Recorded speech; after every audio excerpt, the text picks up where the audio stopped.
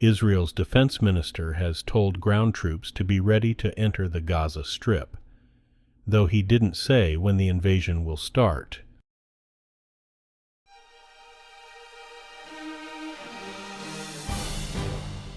Today is Friday, October 20th, 2023, and this is the Dunkley Report. Israel's defense minister has told ground troops to be ready to enter the Gaza Strip, though he didn't say when the invasion will start.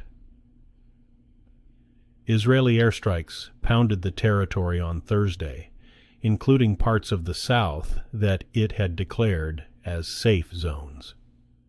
The attacks heightened fears among Palestinians that nowhere was safe. Gaza's overwhelmed hospitals were trying to stretch out dwindling medical supplies and fuel for generators as authorities worked out logistics for a delivery of aid from Egypt. Doctors in darkened wards across Gaza stitched wounds by the light of mobile phones, and others used vinegar to treat infected wounds.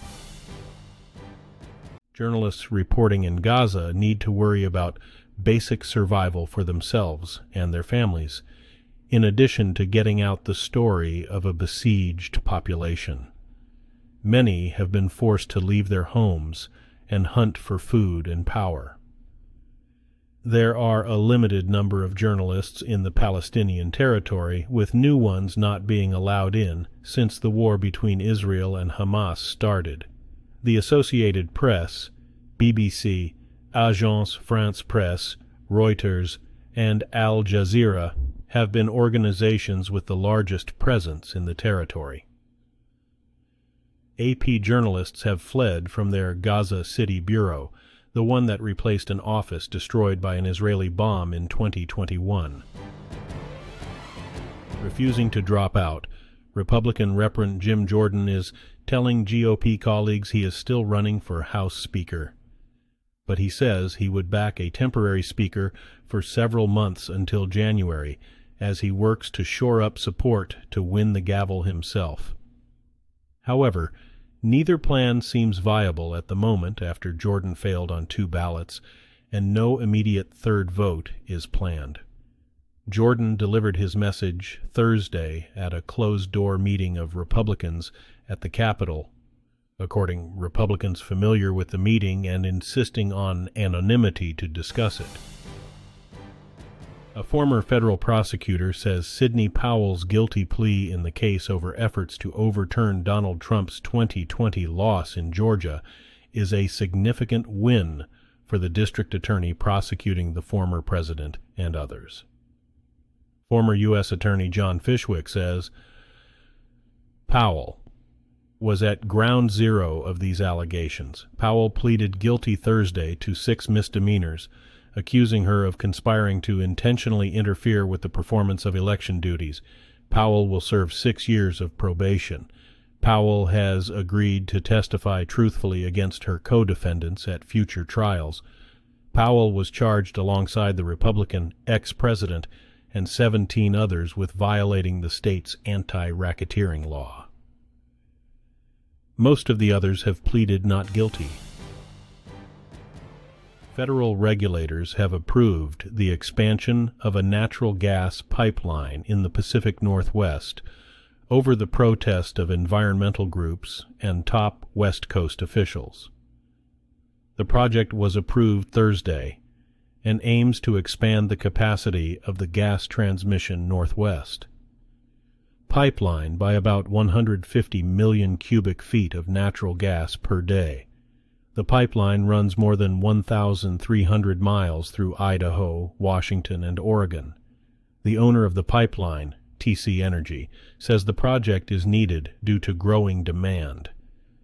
It's opposed by environmental groups and officials, including U.S. senators, governors, and attorneys general from Washington, Oregon, and California.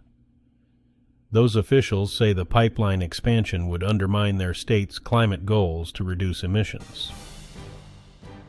The chief suspect in the 2005 disappearance of Natalee Holloway has admitted to killing her.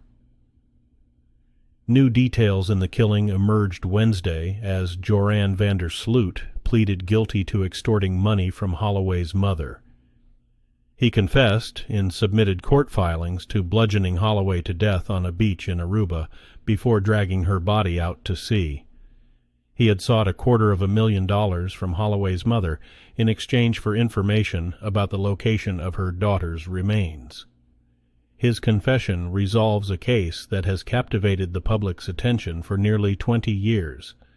His 20-year sentence for extortion will run concurrently with prison time he's serving for another killing in Peru.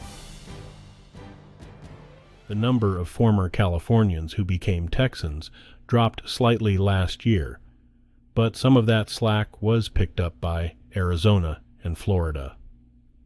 That's according to new state-to-state migration figures released Thursday by the U.S. Census Bureau. The flow of Californians to Texas has marked the largest state-to-state movement in the U.S. for the past 2 years, but it decreased from more than 107,000 people in 2021 to more than 102,000 residents in 2022. The second largest state-to-state movement in the U.S., from New York to Florida, remained almost unchanged from 2021 to 2022, at around 92,000 movers. Communities across the U.S. are confronting a new vaping problem. How to get rid of millions of disposable e-cigarettes that are considered hazardous waste. The devices contain nicotine, lithium, and other materials that cannot be reused or recycled. Under federal law, they also aren't supposed to go in the trash. With little federal guidance, local officials are finding their own ways to dispose of e-cigarettes collected from schools, colleges, and vape shops. In Monroe County, New York, officials have shipped thousands of e-cigarettes to an industrial incinerator more than 1,000 miles away. Vaping critics say the industry has skirted responsibility for the environmental impact of its products. Federal Reserve Chair Chair Powell said inflation remains too high, and that bringing it down to the Fed's target level will likely require a slower-growing economy and job market. Powell noted that inflation has cooled significantly from a year ago, but he cautioned that it's not yet clear whether inflation is on a steady path back to the Fed's 2% target. A few months of good data are only the beginning of what it will take to build confidence that inflation is moving down sustainably toward our goal, Powell said in remarks to the Economic Club of New York. We cannot yet know how long these lower readings will persist or where inflation will settle over coming quarters. Film and TV actors are still on strike in what has become the longest walk-off in their history. The strike by the Screen Actors Guild, American Federation of Television and Radio Artists, hits its 100th day on Saturday, while writers are busy back at work after ending their strike. There is no end in sight for actors. Their talks abruptly ended October 11th, when studios walked away from the negotiating table saying the two sides were too far apart to go on. The prolonged strike means films and TV shows will remain sidelined indefinitely, and it's already starting to affect the upcoming awards season. Today's news was reported by the Associated Press. This has been the World News for Friday, October 20th, 2023.